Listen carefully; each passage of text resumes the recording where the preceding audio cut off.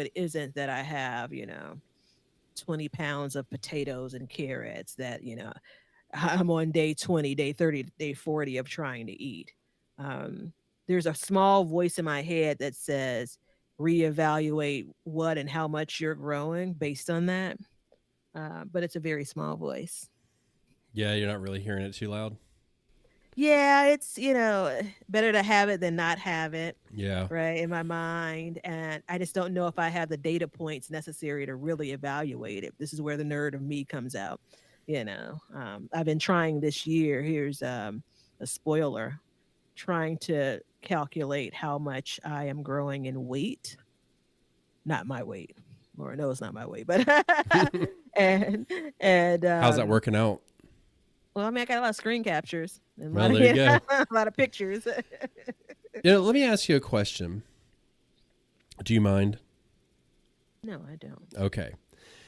I had this thought a while ago. Do you think that the fall garden and the fall gardening season is actually, as a whole, let's generalize for a minute though. Do you think gardeners as a whole use it as a throwaway season? Meaning like, if it happens, it happens. If it doesn't, it doesn't. I think that's like the first cut. It's like if you have 1,000 people that have gardens, so 1,000 gardeners, the first cut that you start moving people, it's like, so that number is reduced. But I think there is an additional cut to that because I think that some of the people you have left are really trying to do a makeup, right? So what I What do you mean didn't to do make for up? what I didn't do for spring, I'm going to do now. Like, oh, I Uh, didn't plant out. Things were so hot during the summer. I didn't really get a chance to plant, especially some of the people that are in more southern areas in the US. Like so weather is revenge finally gardening. to a point, right? Yeah, yeah. I think there's a bit of that going on. Yeah, for me, it's always been, I feel like I'm going to regret wasting that time, Yeah. right? And for the first time in a lot of years, I feel like I have my second win of the entire growing season now.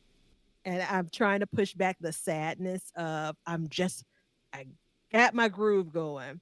Like I'm ready for it all. And it's like the countdown for a lot of it's already started. Right. Again, going back to some of the summer plants and even going back to how I manage, like I could have had dozens more transplants because what I am experiencing with some of my fall plants are, they're being eaten up as they sprout. Some of the things I direct sowed. So back to your point on pests, I'm finding that, and you have a better chance when you're transplanting a larger plantain to avoid that Yeah. versus something being direct sowed coming up and then getting nibbled away down to the stump. Um, so yeah, yeah. I mean, so to answer your question, yeah, for sure.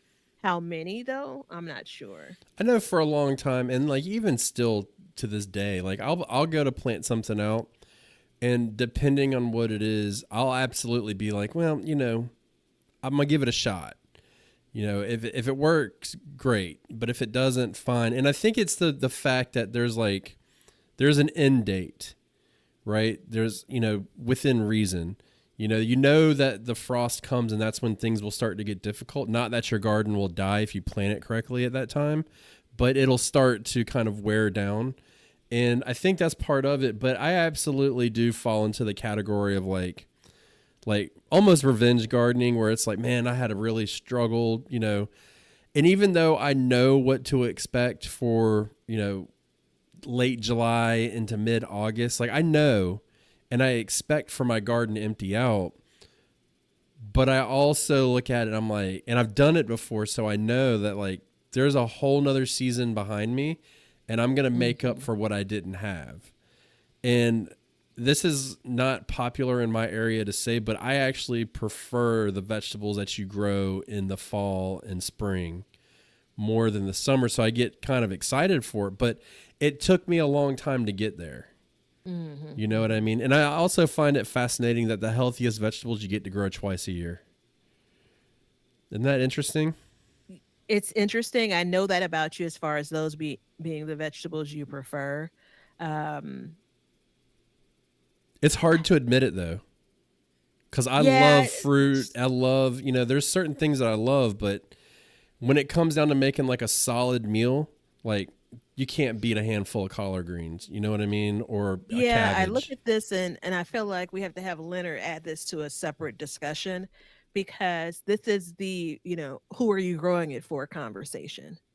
Are you really growing it for yourself? A lot of my summer plantings are because it's like you won't I harvested the first pineapple tomato literally at the end of August.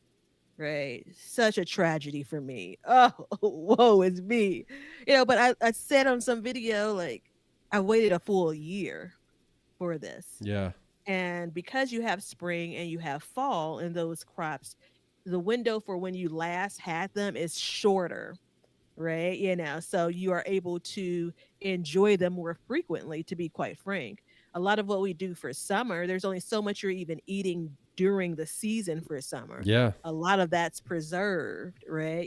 So you don't have the freshness of the tomato for your tomato sandwich, Yeah. So, you don't have that in December for sure in Chicago.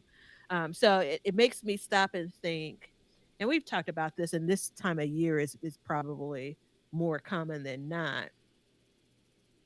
Don't believe me, people. I'm just saying a thing to maybe make you think. Do you make your summer garden smaller to ensure that you have room for your fall garden? Right? And I mean like by, number of plants, places you're planting in. I feel like I have a pretty good mixture now. I did the math in my head. It's like 7 growing spaces, not counting my containers that I have set up for fall. And I think it's like 16 or 17 raised beds, like so almost half of them I'll be planting for fall. Um, and I'm pretty satisfied with that. Now there's also the bit around the fall plants hanging out much longer, Mm-hmm. which, that turns me on. I like it. I like it a lot. Yeah. It's very satisfying to know that once they get going and once they are actually getting to the point of maturity, for me now I know this. In my Chicago garden, I don't have much of that in my garden up until like December. Man, that's sexy. I'm trying to tell you. Well, now that we know Batavia's love language, everybody. Garden love language. Well, Yeah, yeah.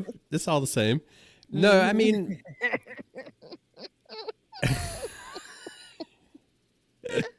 Dirty so, old garden lady laugh there. Sorry, guys. Didn't plan on debuting that. Yeah. that's all good.